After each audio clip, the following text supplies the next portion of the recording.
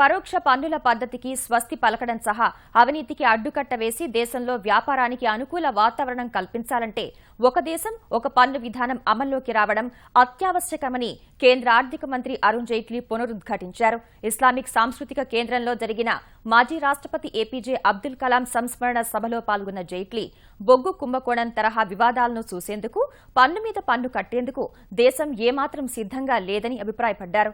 అందుకే వస్తు సేవల పన్ను జీఎస్టీ బిల్లు ఆమోదం పొందడం అత్యవసరమని పేర్కొన్న జైట్లీ అందుకోసం రాజ్యాంగ సవరణ చేపట్టైనా రాజ్యసభలో వచ్చే వారం బిల్లుని ప్రవేశపెట్టి ఆమోదం పొందించుకునేందుకు ప్రయత్నాలు చేస్తున్నట్లు వివరించారు.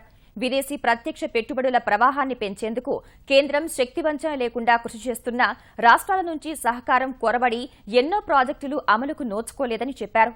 ఇదే పరిస్థితి కొనసాగితే భారత్ విషయంలో పెట్టుబడిదారులకు ఆసక్తి సన్నగిల్లుతుందని జైట్లీ అన్నారు.